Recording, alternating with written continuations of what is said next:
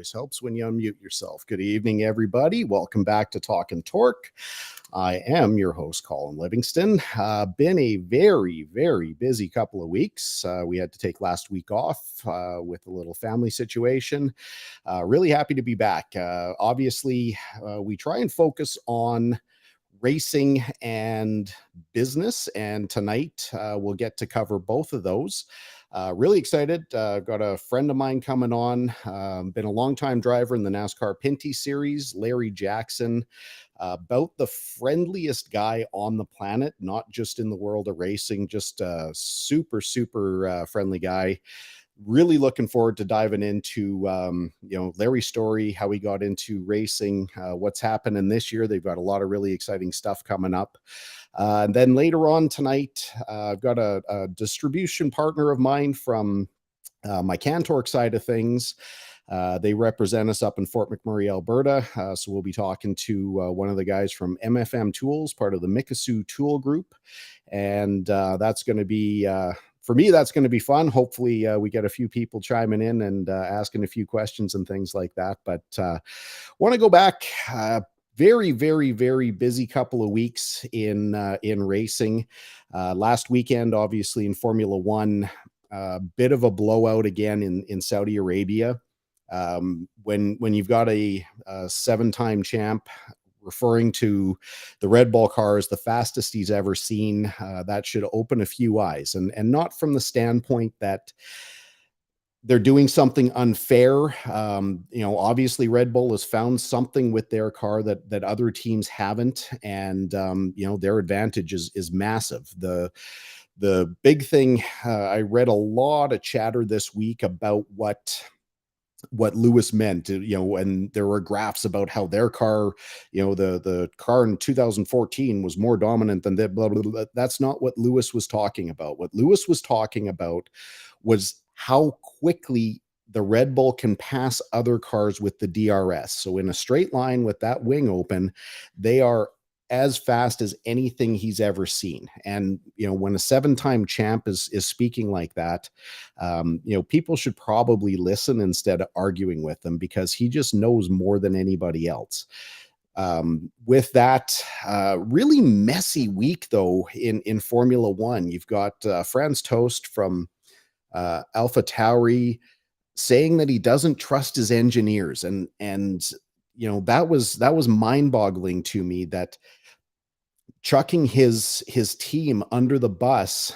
I'm not sure what he had to gain, but as far as employee morale goes, and as far as prospective people to join the AlphaTauri program, I don't know why anybody would want to when they get talked to like that.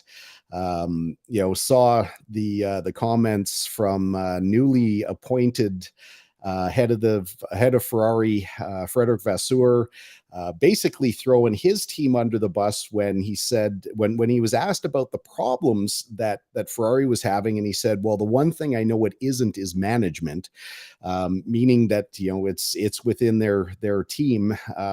Very, very discouraging. Lewis, he lost, or I shouldn't say lost, he parted company with his longtime assistant and personal trainer, Angela Cullen. There's a little speculation as to what's going on with that, but I work really closely with Alex Tagliani. I would be kind of considered his assistant in a race setting. Not too sure. I mean, Alex would definitely go on without me. I mean, he's a highly regarded professional who knows what he's doing, but really going to be curious to see how Lewis responds after that partnership ended. I mean, again, he's the number one all-time winning driver. Will arguably win again, and look for good things. Lots of mess in professional NASCAR. Hendrick getting $400,000 in fines, 400 points, championship points, playoff points, crew chief suspended all over parts that were supposed to be spec parts. Did Hendricks modify them, or did they arrive out of spec? This is probably a good topic if we bring in Mr. Jackson here. Larry, how are you, man? Good. How are you? And it is another day in paradise out here in Alberta. It's, we had a nice sunshiny day again, +7. Nice. And we get to talk a little bit about racing. Awesome. Yeah. It's Yeah. always, I think both our favorite topics. Yeah, I mean, there's other topics, but obviously spend a little bit of time here. Have you followed any of this Hendrick stuff? I have not. I was listening to you and hoping to get updated with what's going on. So, read a comment last week from Chad Knaus, who's the VP of competition at Hendrick now. He was obviously Jimmy Johnson's crew chief for all 7 of Jimmy's championships, but he said, the penalty came from their engine louvers. So the louvers now are a spec part. There's a sole source manufacturer, and what he alluded to was that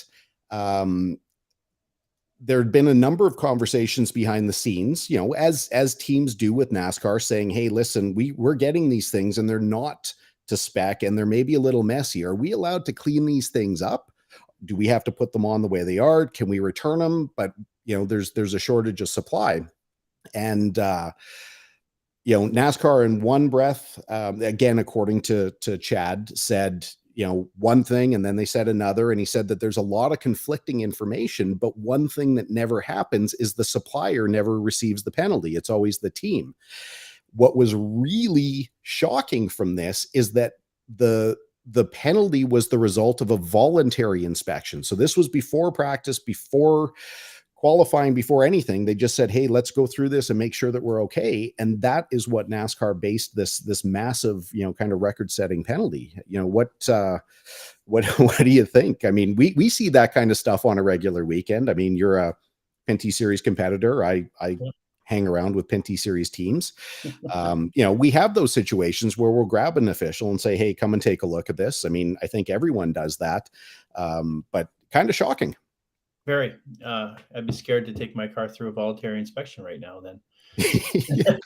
Well, slightly different grading curve in the NASCAR Pinty Series versus the Cup Series, but I mean, just really, really surprising to me that kind of penalty can be levied over something that's essentially, I don't want to say it's trivial, but where it's not like they were trying to sneak something through to see if they could get it, because while these louvers were confiscated, they had to put, obviously conforming. And that was the weekend that, oh geez, now I'm drawing a blank, but they dominated that weekend. Yeah. Is that Bowman? Bowman won that weekend, or? Yeah. Oh geez. Why not Bowman? The other one. It wasn't Larson. It wasn't Bowman. Obviously, it wasn't Chase Elliott because he has the broken leg. That's terrible, Anyway, unfortunately, this isn't the world's most heavily watched podcast, so I'm not going to see I'm not going to get a lot of people chirping, but I can see his face. It doesn't matter. So yeah, really, really, again, to me, I think NASCAR is in a bit of they're in a really bad state, because it wasn't just that, but then did you see the Xfinity race fallout from last weekend? I did. Yeah. Where Williams parked his car, had some incidental damage from a wreck that wasn't his, taped a bunch of body parts on, they came off. NASCAR said, "That's it, you're done for the night," and he chose to park his car on the start finish line. I think it was a brilliant move for him and his marketing and his brand. But yeah, he gets to miss a race, but I think it was well worth it. Yeah, I agree. I mean, I think it's got people talking. It's, and he's obviously got huge support, from the fans, but these things kind of, they just seem to keep happening to NASCAR. And, I think at some point they're going to have to take a look and say, we got to do something different. It's worked for so many years, but yeah, there's definitely some speed bumps in the road right now. But things have changed so much. I mean, at one point, NASCAR was the second most watched sport in America behind college football. And I don't know where it sits now. But anyway, instead of this being the shit on NASCAR show, You get in trouble. let's well, I mean, I'm likely going to get in trouble for something eventually. That's kind of the story of my life. Yeah. For people who don't know, let's talk a little bit. Obviously, we've introduced you as a race car driver, but let's talk about Larry Jackson and Larry Jackson Motorsports a little bit. I am a driver / owner in the NASCAR Pinty series here in Canada, which drives or races across the country from your hometown and all the way over to Eastbound Speedway in Newfoundland. So we go from road course, dirt, street, ovals, you name it. We do it all. 14 races, head down, work hard, and get her done is the way we work at this little team. So Yeah, it's great. Not so little anymore. I think we got 6 cars, a bunch of rentals Really? now. And oh my goodness, yeah. Trying to purchase another motor as we speak. I can sell you the one out of my 2-seater, but I don't know that it'll pass tech. Well, I need one. I don't want one of those fines. I can't afford. I'll be like Josh Williams there. Go ahead and find me. I can't afford it though. Isn't that what he said? Yeah, I didn't read that, but I was picturing, because obviously our old friend is one of the big wigs now in the Cup Series, and again, I just saw him the other day, and now I'm drawing an absolute blank. Brad Moran. Brad Moran, thank you. And I'm just thinking about the level of conversation that was had there, where NASCAR sent him to the hauler and made him wait until the end of the race until the officials were like. There were pictures, I don't know if you saw them, pictures of him sitting in the hauler, but, through the glass door, and, people are taking pictures of him where he was really in jail. Yeah, NASCAR jail. Wow. Yeah. I guess they didn't want him talking to the media. It was such a weird punishment for, parking him for some barrel bond falling off. It's unfortunate. Well, if that was a conventional race, that's the right penalty. But in that race where it was practically freezing, where the bear bond didn't stick, I think there's an exemption where you've got to take a look and say, okay, listen, we're not gonna black flag you, but get in, get some heat on this stuff, get it fixed, and then you can come back out. Yeah, you're going to lose a couple laps, but you can finish. But hindsight's always 20/20 too. Yeah, it's unfortunate. Yeah, but let's we'll get back to our world of Pinties, because I don't think people really fully realize the difference in scope. I mean, while I'm going to fully acknowledge we've got a really good program. I mean, our car comes out of Steckley's shop, Scott Steckley, Milverton, Ontario, and it is really. Have you been to Scott's shop? I have. Yeah, beautiful facility. Multi-car bay. Nice epoxy floors, lifts, and all that stuff.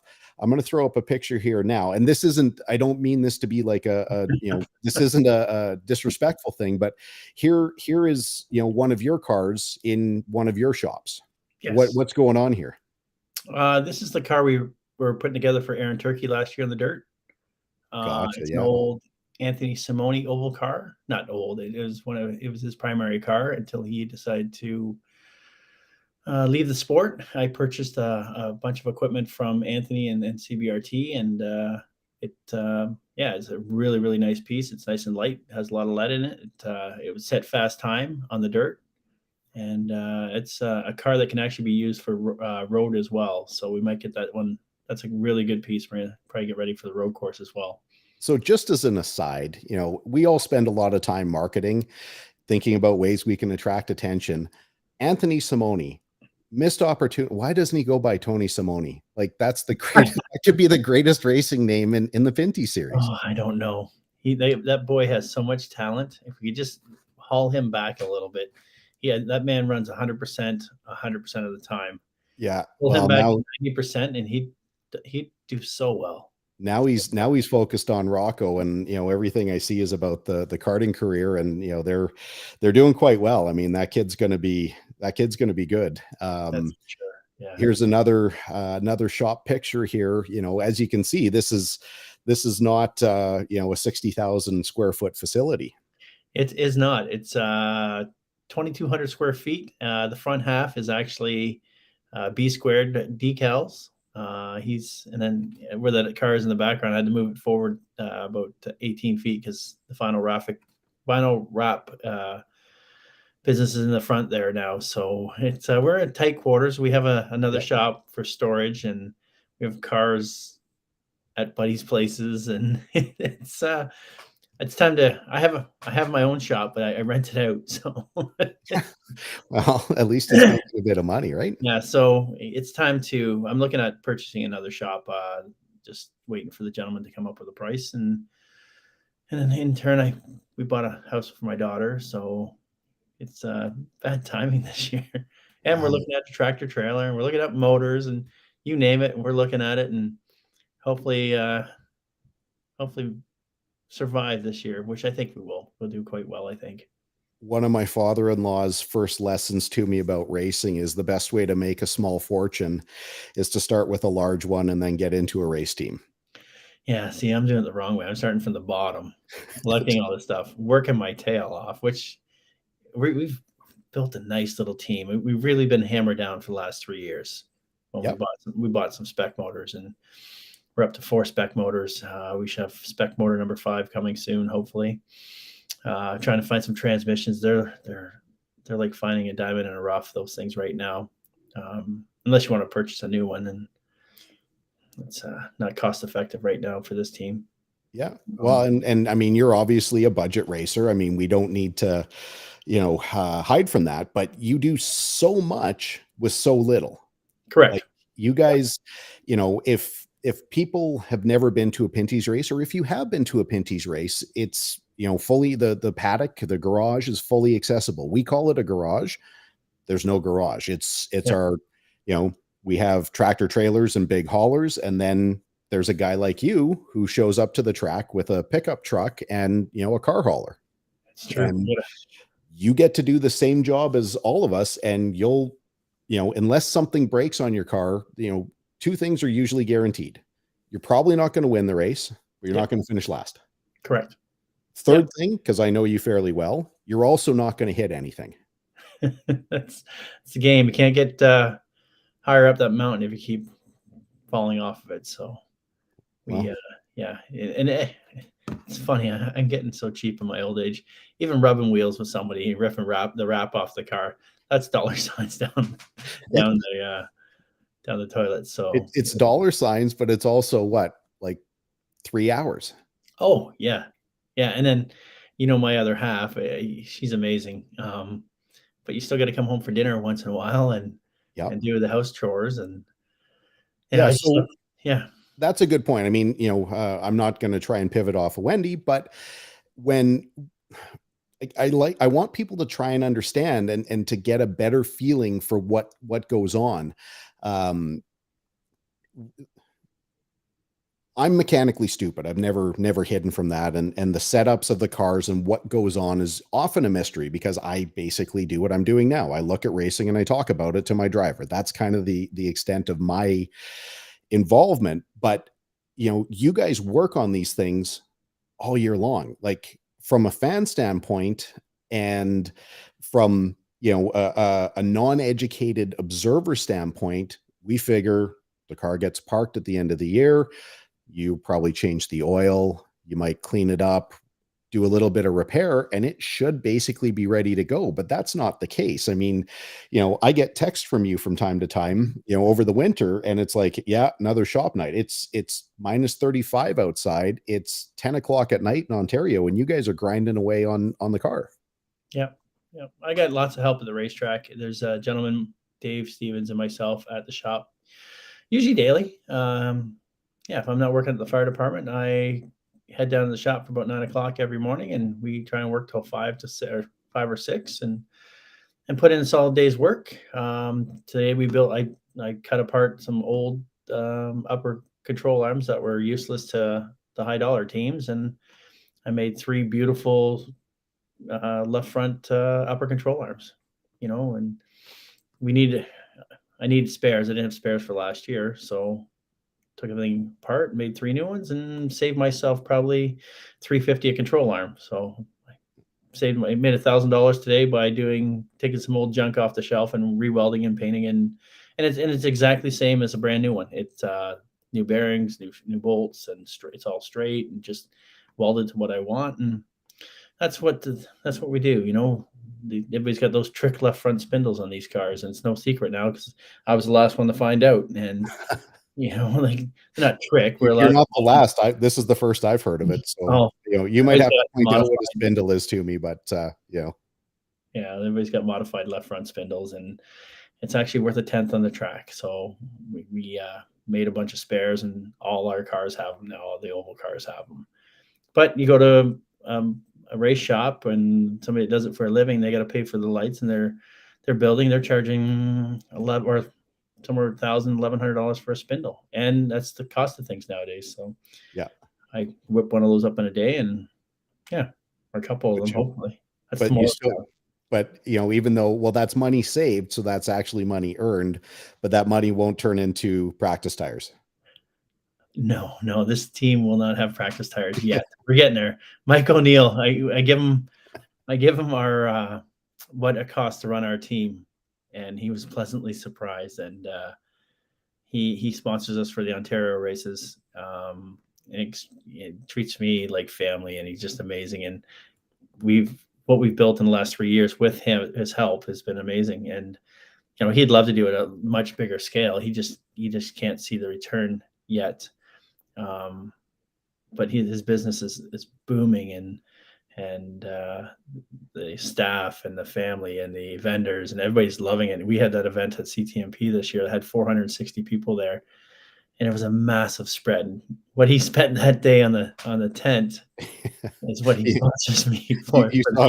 You saw a few practice sets of tires there, hey? I did, and I explained to him what practice tires does. Like we guess with our setups, and we're pretty close, but we're still can't hang out with you guys. You guys are probably 2 to 3 tenths faster, and that's just more practice. And you can't practice on used tires. You can guess that you want that 550 or 600 right rear spring, but it might need a 675 or a 575 or a 475. Like, it might be just in between that, and you can get that with new tires. And I'm like, okay, I think it needs this. And in the halfway break, we always come to life, because it's like, okay, the car needs this, this, and this, because we have brand new tires on. And if we could survive to halfway, we're usually pretty good. Now, you mentioned your sponsor's personal name, but you didn't really mention the company name. Oh, what do we got here? Oh, wrong side. You gotta love computers. O'Neill Electric Supply. They have 3 locations here in Ontario. It was a cold call 3 years ago to the company during COVID, and they had some extra marketing dollars that they didn't mind spending on something different. And they took some money out of their golf trips that they usually do, and they couldn't do during COVID times. And the racing just fit right into that little repertoire. And their back staff and their warehouse people, they really, really enjoyed it. Just it hit just another group of people in their company that didn't golf. Great. So, and I actually don't know. I'm not asking this to set you up, but I don't know. Are they like equipment wholesalers? Do they do like electrical installations? Like, are they contractors? What do they do? They bring all the vendors in, and they're mass distributor, big, huge warehouses of electrical supply equipment. Gotcha. Anywhere from Generac generators, Milwaukee tools, wire connectors. Yeah.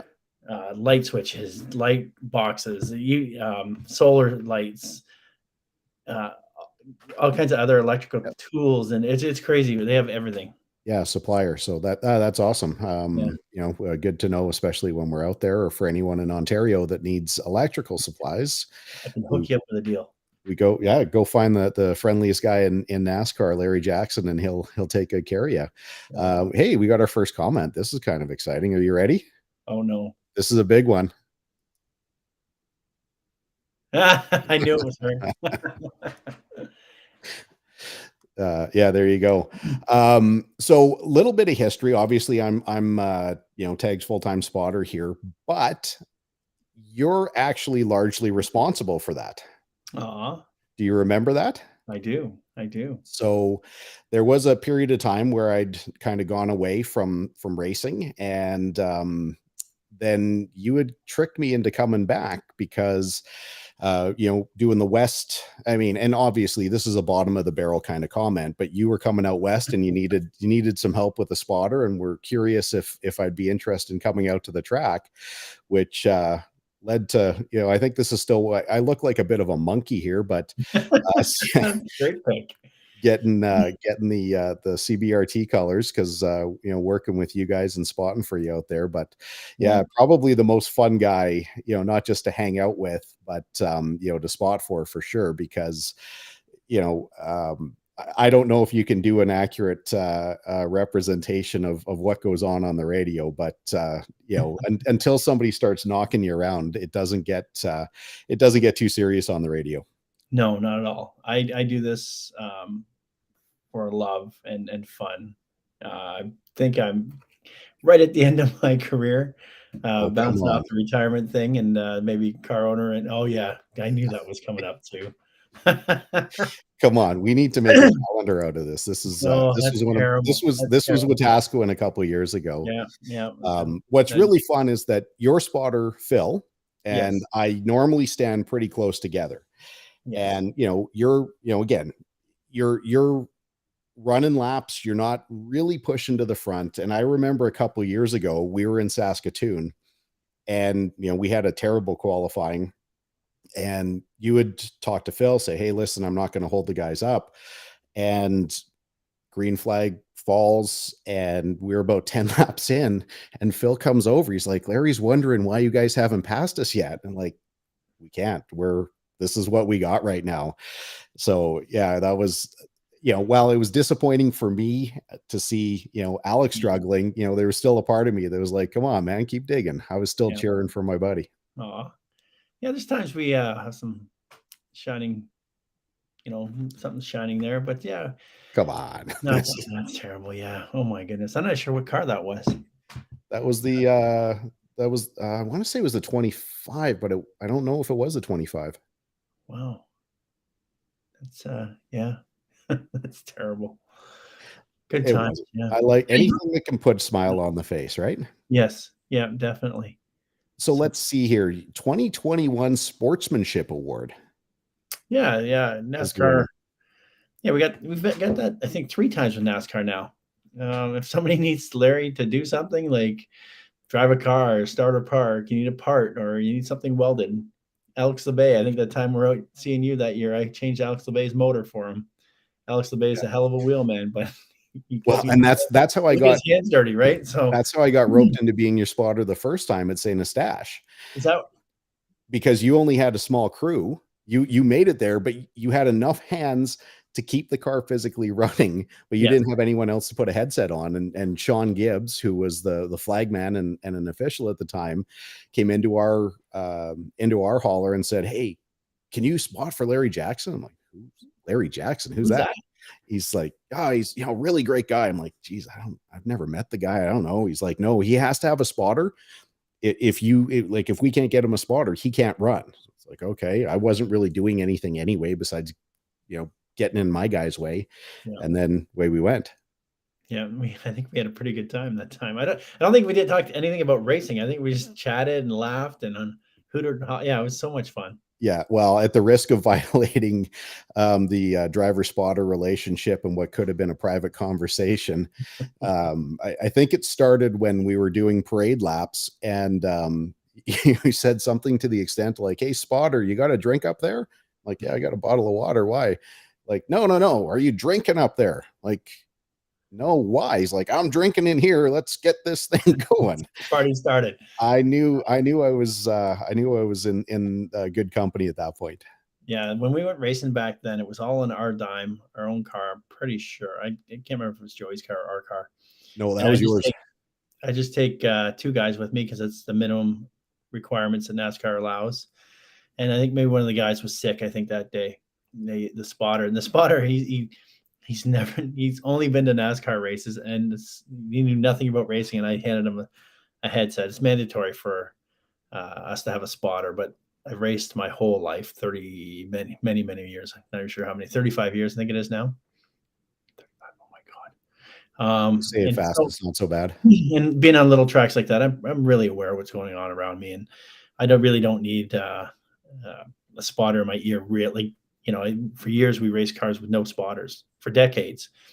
So a spotter's a luxury, but not necessary in my eyeballs. So Nowadays, though, with Hans devices and all the rest, you can't know when someone's on your outside. You can't know when someone's at your right rear quarter right. if you're I trying to think drive off the corner. you're right. The racing's so close nowadays that before you can kind of hear them, and you never hang out there either. Like, it was more respectful, I think, back then as well. I think that's going on in NASCAR. Like, if you're hanging on somebody's right rear quarter and they're coming off the corner, you would back up a bit instead of turning them.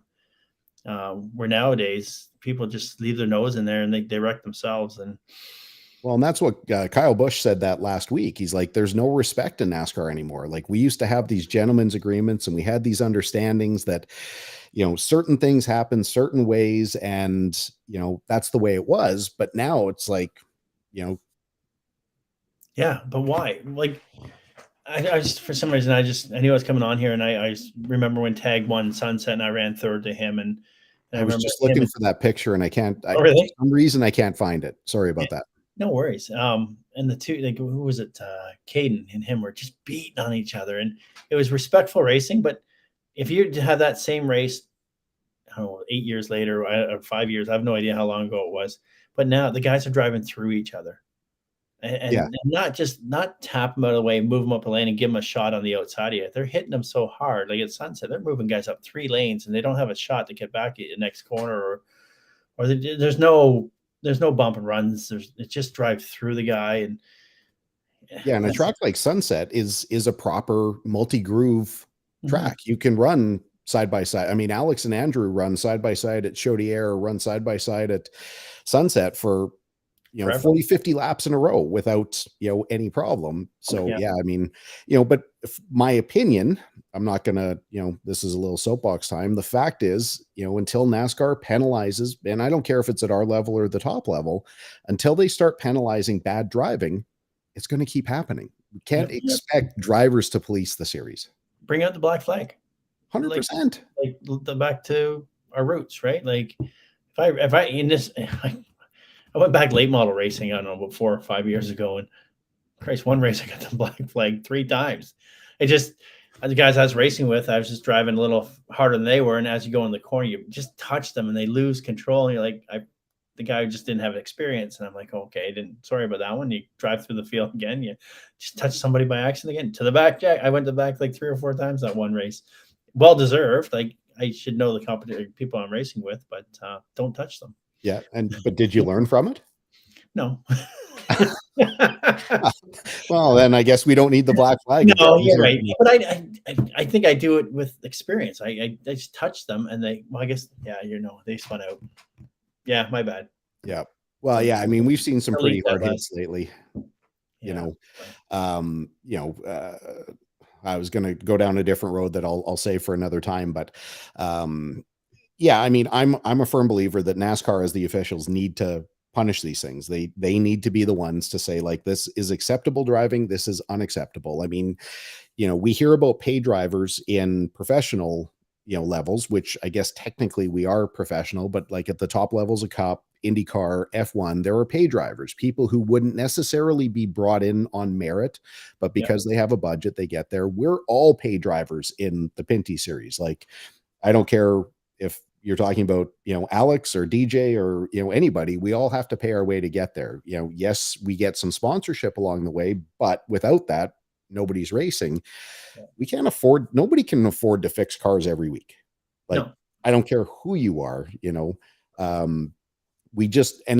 hurts the show so much when there's that level of contact. I mean, we had 2 cars pretty much written off this year. Wetaskiwin, and then at Yeah. Delaware there, because of Wetaskiwin, without having the other parties here, I'm not going to get involved into a one-way discussion, but two cars got involved and we got the worst of it. Yeah. At Delaware, we had nothing to do with the front, and that was probably the scariest moment I've had as a spotter, being at the track, because we didn't know if Alex was okay for an awful long time there. That was a bad hit. Yep. Yeah, and that car, I'm not sure if you guys saved that car or that car got written off, but I actually don't know. I should probably Yeah. stay in better contact with Scott, but yeah, I don't know how many cars were destroyed there, but many. Like, and not little hits. Like, I assume it needed frame rails and a lot of I things. never Like, found out. complete body, interior. Yeah. No, it was there. Again, if I had thought of it, I've got a picture of the pile of fiberglass that we left by one of the garbage cans. Yeah. When I pulled back, like when I finally was able to, clear the track back to the infield, I saw that there. And by the end of the night, it was gone, because the fans, come in and they just grab whatever scrap of anything. Question I always ask everyone, nothing you can really prep for. What's something about racing that you want people to know that you don't think they already know? Wow. That they don't know. Aside from the fact that, you do get to eat caviar at every meal, you fly on private planes everywhere. Like, it's pretty glorious and glamorous, but what's something that people wouldn't normally know? It's a great topic to get kids gathered around. We had a young kid at the shop today. He's going through a really, really tough time, and his mom asked him to come by, and he's a car guy. Asked him to come by, and it just out of his norm to come. He's tearing decals off the hood today of a car, and I showed him an hour on how clutches work and how the rear ends work, and it just, I'd never have that opportunity if I didn't have racing. Yeah. Just something different for some people that need it.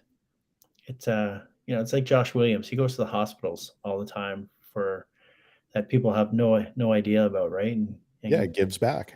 and gives back quietly and silently. And Well, we never have that be able to do that without this. Not to argue with your point, but within your civilian life, you also have a lot of interaction with people. So you want to tell people about that? Yes, I am a captain for the Mississauga Fire Department. I have been working for the fire department for 23 or 24 years. I think 24 years complete next week, actually. And I do a lot of that. I give back to the community. We do a ton with kids and hospitals, and I love doing that. It's Which I think that's probably a shocking thing to, casual observers or people who've never thought about it, is that the overwhelming majority of our drivers, and I can't think of one that doesn't have a real job, like a full-time something outside of racing. And maybe you can think of someone, but, even, Tag, he runs his karting center. We've got a karting team. There's a million things on the go outside of, conventional race car stuff. DJ works for what is it, St. Thomas, the town, as an employee. Everyone's got a thing. Yeah. It's our passion is really, really expensive. Well, that's what I loved racing so much. I need to find a job with part-time hours, like the fire department. Any kids are listening on here, it's the greatest job in the world. You work 7 24-hour shifts in a 28-day rotation, still 42 hours a week, but it gives me ample time to go play with my race cars and build and tinker, and it's my PTSD relief when I go to that shop. It's my comfort zone, or my favorite place to be is tinkering in my shop. So yeah, it makes me feel good. Yeah, I just smile thinking about it. That's awesome. Yeah. One of these days I'll get to your shop.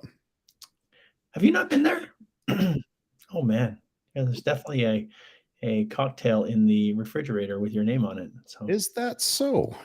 Yes. I've been known to partake of an adult beverage from time to time.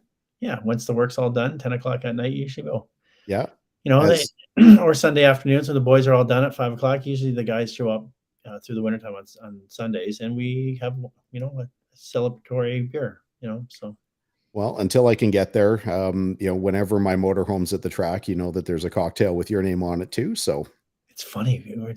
This racing's getting to be like too much work. We can't enjoy much fun anymore. By the time we're done I remember Delaware, we wanted to have a cocktail afterwards, and everybody just loaded up and went home and all tuckered out. But yeah, that's what yeah, we need to get the banquet back.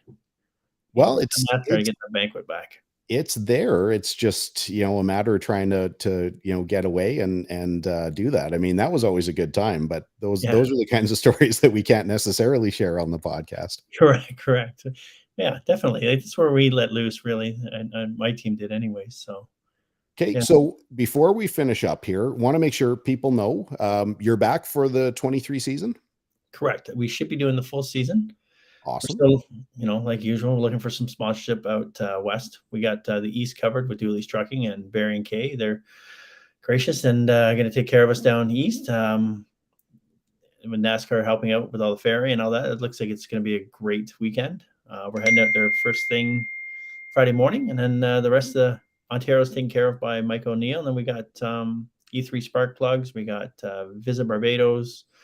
We got eBay Motors. We got a whole bunch of Well, that's a guys good, going to good rock line. some primary sponsors, and we're going to have some in Quebec and elsewhere. So yeah, we've got a whole bunch of irons in the fire still. Wendy's working on. I got Wendy working on a couple of deals as well. So If I've got my choice of doing a deal with you or getting to chat with Wendy, I think you know which way I'm going to go. Oh, okay. When you're chatting with Wendy, make a deal for the race car. Yeah, but we secretly, we might even have a Ricky Bobby car come out for something.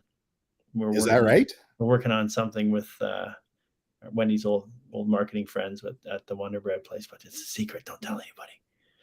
So don't worry, nobody's watching. So it's just you and me here. It's fine, and nobody will watch the broadcast, the rebroadcast either. So, yeah, it's so much work. Thank God I got a marketing partner, and I got Wendy, and I got my boys, and my older brother Chuck Barton with B Squared. Somebody's designing cars and designing T-shirts and just doing so much work. It used to be fun just driving around the back, having a beer afterwards, and finish a couple laps down. You want to finish on the lead lap? These guys, you have to spend a lot of money, work your tail off, and have kind of the same fun. Yeah, but let's see if Positive Mike telling me that I need to stock the motorhome. I mean, we could always do a Positive Mike sponsorship. Mike, we know Mike quite well. He's out here in Western Canada. You couldn't, from my standpoint, obviously, we're friends. I know you quite well. Yeah. We're competitors. So, that being said, for anyone watching, if you are a prospective sponsor, you will not line up with a nicer, harder working, more grassroots, just genuine, great guy than Larry Jackson. So there you go. And you got that recorded now for the rest of your life. Woohoo. Well, yeah. And then, that $1.50 will get you a cup of coffee, Larry. Exactly. We don't need tires. Well, the car can run on beer.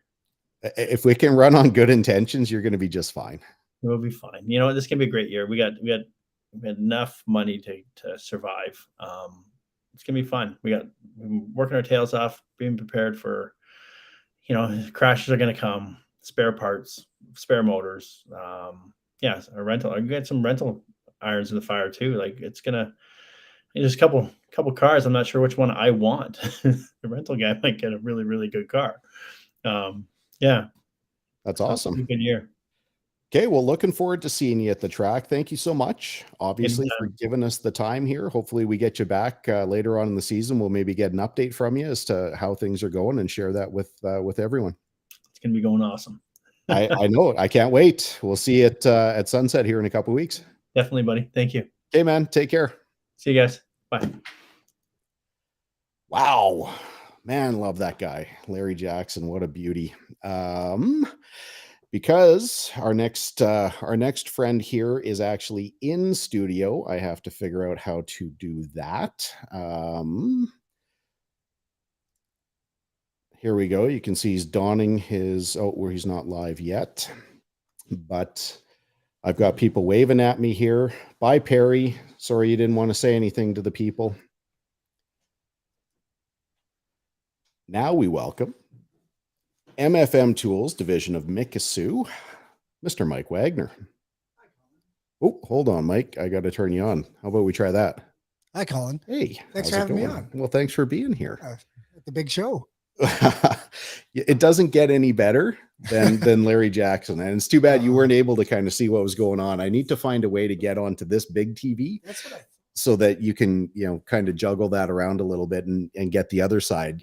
I could have had the audio blasting, but then you get a bit of feedback and it doesn't sound great. So unfortunately, you only got the unimportant part of the conversation. So you guys just drove down today from your home base. Where are you guys from? Fort McMurray, Alberta. So we've been up there, doing tool repair since the early 2000s. And yeah, it came down to be on your podcast and take a walk through this amazing shop you have. Yeah, we need to do a little update. I was up to see you guys a couple weeks ago, and now this is the end of the home and home to kind of take a look at all the new stuff. For people who don't know, I mean, I imagine that the overwhelming majority of people who'll be watching have no idea. So tell me a little bit about MFM Tools. Well, MFM Tools is a conglomerate of Mikisew's group of companies.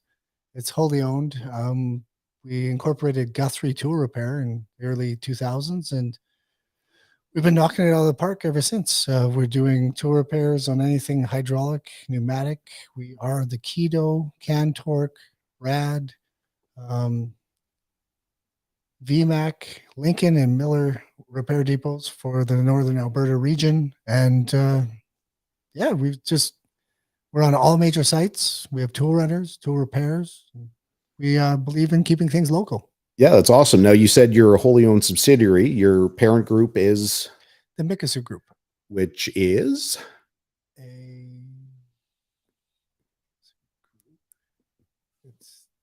What's their position in Fort McMurray and who they are? The Mikisew Group comes from Fort Chipewyan. It's a woodland prairie nation. So we are an indigenous group of wholly owned businesses and joint ventures. Yep. Branching across every major aspect of the oil sands and even flights and hotels. We are a subsidiary of that, and we concentrate solely on tooling. So, and we appreciate that. Now, we've been working together for, I'm going to say about 3 years. Yes. Give or take. I remember, I started, the negotiations started a long time ago when you guys were still Guthrie, and the gentleman that just left my office, he was up there calling on him for quite some time. And then the ownership changed. And I remember getting contacted by Dan. Yes. And, didn't really think anything of it. Dan's a big deal now. He's huge. Now, what's his technical title? CEO, I believe. Wow. He's up there. He's the top of the top. Yeah.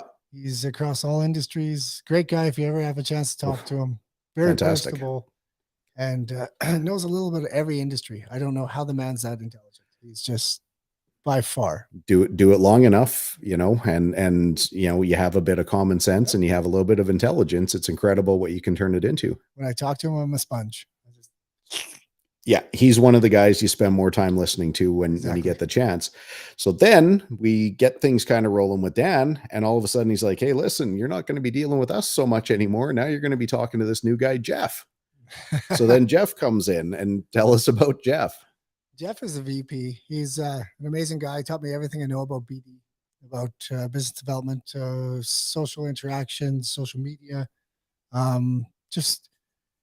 He knows the industry from a business standpoint. He knows how to grow very quickly, but not so quickly that you're doing it incorrectly. You're doing steps incorrectly. He's very knowledgeable, and he comes from a background of being on the tools. He's learned through the ropes, through the rankings, and he's always looking for the next big thing. Yeah, I know Jeff personally, aside from what we do within the businesses, but I don't think I've ever had a conversation with him that there wasn't a topic that he couldn't talk about. Exactly. And it's not like he's bullshitting his way through it. He honestly intelligently knew about all the things we were talking about. And if he didn't, if it was something that I specialize in, he was always an active, a participant and would ask really thoughtful questions. Yep. And always personable. And that's a great aspect to have at the top tier of your company. Yep. They're very personable. You can reach out to them at any time. And yeah, it's all about learning. And this company, day to day, I've never not learned something new. And that's hard to find. One of my fundamental beliefs is, and I stole this from a movie, but selling ain't telling. Okay. These kinds of people. I mean, you and I have made sales calls and I see the way that you do things. I've known salesmen who their approach is always to bang off a bunch of statistics, with regard to torque wrenches. I've got a 27-degree stroke and, we've got 360-degree swivels and we've got this kind of drive and we got a this and a that. And if you ask a question in the middle, they can't resume where they were. They can't actually go to that. They've got to go through this checklist where, to me, the pinnacle of sales or the ultimate is to start by asking questions. Exactly. I take the silent Bob approach. Clerks. I don't speak very often. I listen. And then when I do, it's magic. It's just people listen. They take it in. It's always a solution from the issues that they were portraying throughout their whole conversation. Yep. And like you said, if you interrupt, that train of thought's gone. You only get half the solution. Well, and these are some of the people that you're going to come across on a regular basis when, Fort McMurray, I mean, for people who don't know, is probably, alongside the Gulf, the Gulf Coast around Houston, Louisiana. Fort McMurray is one of the highest, probably one of the most coveted markets and probably one of the most competitive places on the planet. Like, it's not, I know a lot of our competitor companies who have set up shop there. And the mindset is, well, we're going to open our doors, we're going to put our sign on, and then people are going to start marching through the front door. It's a whole background workings. If you haven't been up there for years, if you don't know somebody that's been up there for years, likelihood is you're not going to break through. It's the toughest place I've ever had to do selling or sales. And it's the most fun, because once you get your foot in the door and once you have that knowledge base and that network, it just grows by leaps and bounds. If you save one person's ass, it just keeps going. And that person talks to this person and he's no longer at this site. He's at another site. It's one of the world's largest oil sands or oil producers. It's amazing up there. It's the world's single largest deposit of recoverable oil. Right. So, the problem obviously is that there's so much there. We could be doing so much more, but we don't have any capacity to get it out of Fort McMurray. We can't build more pipelines until some of these regulations get resolved. Like, there's no rail, there's no, so the only way to move product out of there is by truck. Now, if we put another 500,000 barrel a day plant, which I don't remember, I don't know the numbers anymore for Syncrude and Suncor, but I mean, they're knocking on 500,000 to 700,000 barrels a day. Is that right? They're tapped out. Yes. And like you said, there's only a handful of pipelines leaving. Yeah. So if we tried to do that by truck, that's what, 100 more trucks on the road, 1,000 more trucks. I don't know how many barrels can get into a truck of crude. Accidents. Yep. It's countless. It's the footprint that you're making, it overwhelms any spill potential that's there for a pipeline. It's just that. Yeah. And not to get into the merits or whatever, but I mean, it's just so preposterous because the whole idea, the whole background for these anti-pipeline protests and campaigns isn't about the consumption of the product. It's about where people buy it from. So if we can't move our product to the world market, we only have one customer, and that's the United States, and, or one main customer. And with that, they're able to buy it at a supreme discount. And I've always been told, like, if I have a full orange and it's rotten on one side, I still have a rotten orange. But if we're under strict policies and strict regulations to produce the cleanest oil and no pollution, but you're buying from somewhere else that has no regulations, you're still polluting the world. You still have a rotten orange. I don't understand the stereotypes and the thing that people don't seem to for me, I think people look at it like a grocery store. There's a lot of people who don't really consider the fact that meat had to be grown, raised, slaughtered, butchered, to get there. If they saw the way it happened, they'd be less likely to eat it. Exactly. And the same thing happens with, energy. They don't care where it comes from as long as it's not in my backyard. But, I'm not a naval expert, but I know that ocean-bearing tankers don't run on rainbows and unicorn farts. They don't? They puke diesel. And if you take a look, grab a map right now and find out what the routing is from either Saudi Arabia, Iraq, Iran, how you have to get that through I think it's the Gulf of Aden, through the Suez Canal, then through this, then through that, then to open water, and once it gets to a port, guess what happens? It's got to go into a pipeline anyway. Yep. And then it's got to go to a refinery. Then it's got to get upgraded. Then it's got to, where we've got it all right here, and we can produce it as clean or cleaner than anywhere else in the world. We can support our own country. We can keep our dollars within our own country, which then gets used to build schools, hospitals, roads, all that useless stuff. Yeah. All that stuff that we just spend countless dollars on. It comes from nowhere but debt. Yeah. So I keep saying, I've got a friend, John Barata, who's going to, chastise me. He was a producer of one of the shows I was part of as a sponsor. And that's always one of the things that he discouraged, because it's kind of like one of those subconscious things. But this year is obviously shaping up to be a crazy, crazy busy year. And right now it's so crazy that these outages that we see, peaks and valleys, usually spring, fall, have moved completely across from spring to summer to fall and into winter now. Yeah. And these big plants don't have the manpower. So now they're trying to structure, and they're communicating with one another, and they're doing little outages here, there, here, there, here, there. And it's changing so much, so rapidly, that supplying them even with tools for the manpower issue is becoming, it's impossible. We've seen some of the outages that were supposed to be starting now pushed, because they, like you were saying, they can't get people to start. And this is before everything starts. So I'm not sure how we're going to manage all these things, but again, for people who don't necessarily understand how these plants work, they have to stop production, shut down completely, so that everything can get refurbished. They need to clean, they need to replace gaskets, they need to replace bolting, they need to replace, countless things, and everything has to be serviced. During COVID, which was a 3-year period, a lot of this maintenance and a lot of the repairs got pushed, because just legally weren't able to do things outside of an extreme emergency. So now, delay, push. And now it's coming back and saying, all these plants, all this mechanical hardware is saying, we can't go any further. And these are not going to be little shutdowns. They're going to be massive. Massive. And we don't have the knowledge backing the manpower.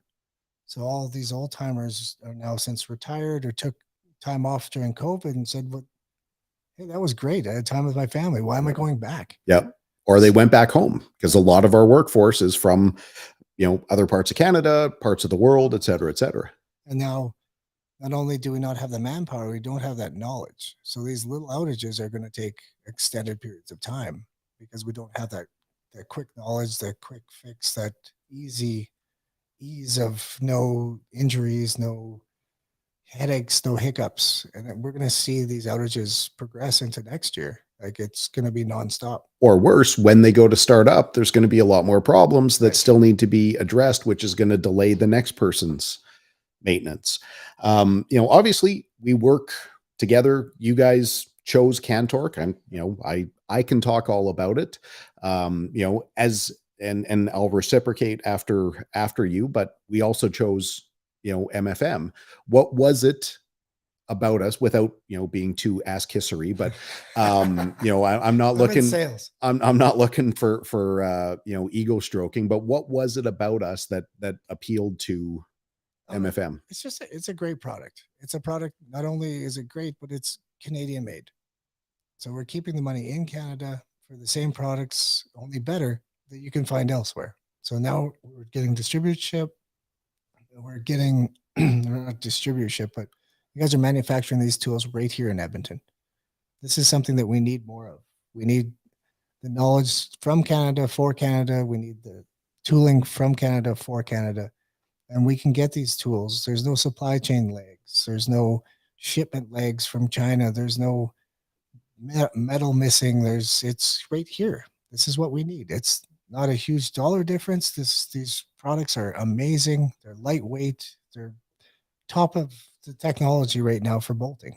And this is what we need to do more of and do better of in Canada. We just need to keep everything local. Yeah, and you couldn't see the one picture that I threw up. I'll throw it back up again, but pulled it off of your website where there's a technician servicing a hydraulic torque wrench. Now, you and I could take a look at that torque wrench, and we know that this is a competitor's tool. This isn't one of our No. tools. And but while I take a look at it, it's like it's not one of our tools because we don't have the same repairs. We don't have the same likelihood of failure as some of our competitive products. Oh, exactly. There's less failure. It's ergonomically correct. There's less injury. They're a light tool. And that's one of the huge aspects over any of the competitors, because it's fine when you have a handheld tool, but once you get into the larger RT8s, 10s, 12s, it's a heavy tool. And these guys are having to crane competitors' products where yours just takes two guys. Yeah. And what are the what are the kind of criteria that your customers are asking for? Like, do they care about Canadian made? Do they care about speed, weight? Do they care about price? What is the criteria is right now? It's more or less what they had in the past. And they're slowly but surely getting out of that, but it's carrying over. Well, we always had this competitor's product. We have a full fleet of them. Why would we change? And it's because it's Canadian made. It's because it's safer. It's because it's lighter. Because there's no lag when it comes to getting parts. So the repairs are quicker. If there is, we get them same day. So it's just getting in their heads and making a change. And we're slowly seeing that. These tools are faster. They're more slimlined. It's just a win for everybody. Yeah, I appreciate that. Conversely, we were after Mikasu for a long time. That was, between my sales guy and myself, strategically, there was a decision to be made whether we go up and open up our own shop and then try and do everything directly, or do we find someone that we can support that can be our face in the region? Because Fort McMurray from Edmonton is, call it a 4-hour drive. I think from the outskirts of town to the outskirts of town is 399 kilometers, according to my memory of the road signs. But it's not, I've done the trip up and down in a day, but it's not really a day trip. So we need to have, an establishment, and what Mikasu does really well. I mean, I think you guys are far better known for your repair services than your sales services or even your rental services. But it was that presence that you guys have so many established relationships. You're the first call for almost every repair and are so well positioned and so well respected in Fort McMurray that it was, for me, it was the only choice that it just took a long time to get lined up. Well, thank you. No, it took a while to get lined up. And like you said, we've always been great at rental or at repairs. And now we want to move into that sale of new and that rental aspect, and just be local and have all these things that are coming out of Edmonton. A, saving the trucks on the highway. B, even for repairs, you're not seeing your hard-earned money leave on a truck to go to Edmonton with tooling, with etc. Coming from a warehouse, going to a warehouse, being distributed. There's so many hands in the pot. If it just comes to us in Fort McMurray, we even pick up the tools directly on site and drop them off to you. Yep. So but that's the thing about Fort Mac is that it's not a next day town. It's not a next week town. It's a we need it right now town. And that's why, it's really cool. I mean, for anybody that's up there, if you're an industrial plant, if you're in that space, these guys are building up a really solid rental fleet. They're building up a really, really awesome repair lab. And, Mike's available here all the time, to do demonstrations, to do, consultations and follow up and things like that. So it's, going to be the first call for torque tools in Fort Mac. Right. And we're we're big into training as well. So it follows the PCC one, but it's more or less, it follows the safety aspect, but it also follows the correct tool for the correct job. And that's what's missing in the industry. And that's why there's so many injuries with torque tools, because there's improper training, especially with all these senior members of the workforce is dropping out. These new guys, they don't know what it is. They don't know how to operate it. They don't know why we use controlled bolting. It's astronomical. It's a huge failure in the industry. But that's why we're here. Exactly. We just need the phone to ring. Yep. Once in a while. Again, I'm going to ask you the same question that I ask on our racing side of things. What's something about MFM, or what's something about you, or something about your industry that people don't know that they probably should? That's a weighted question. It's not weighted at all. You obviously answer, questions that are misperceived a lot. Yes. You guys, you must, there's always something. What's a perception you want to correct? Just in bolting in general, that's it's engineering. It's astrophysics. It's something so far out there that we need so much training. We need so much literature. We need so much, but you don't. You need proper training of the fleet or the man force, and it's fairly simple with that just hour-long training or 2-hour-long training. These companies need to see that. They need to have their engineers involved, because once they get the packages in the field, it doesn't take rocket science to put bolts together, but it does take literature and the knowledge and the training to make it happen correctly. Yeah, it's actually fairly simple once you get your head wrapped around what's actually happening. And the operation of a hydraulic wrench is literally this: is to push and hold a button and to let the button go.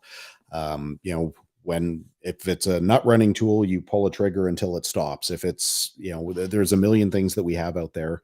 But yeah, I mean, we're missing the repeatability out there. Yep. So if it's not common sense, well, we need to make it common sense. Whether it's doping the studs, whether it's not reusing the studs, there's so much more to it, but it's not hard. I like it. Is there anything else you want to throw out there before we wrap up? No, if you could throw my business card up online, that'd be great. Okay. Well, unfortunately, I don't have that as a cue point, but That's all right. Everyone, anybody who follows, they can always send a note afterwards.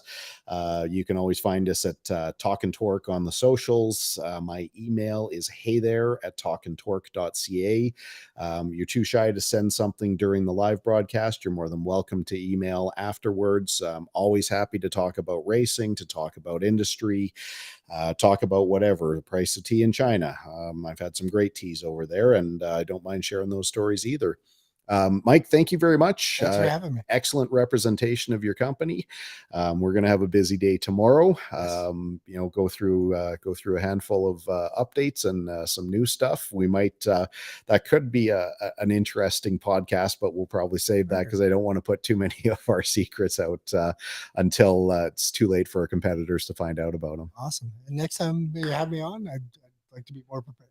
Well, hopefully I did okay. This is my first time. This was you did just fine. We also need a bit of notice to know exactly when you guys are going to be in town, so we can actually get these things set up. So we'll do better, and we can actually typically what we can do is just get you to remote in by web interface. So awesome. that's a little bit easier. But that was our guest, Mr. Mike Wagner. Want to thank Larry Jackson again. Just such a great guy. Really excited that Larry's going to be back for the full 2023 season.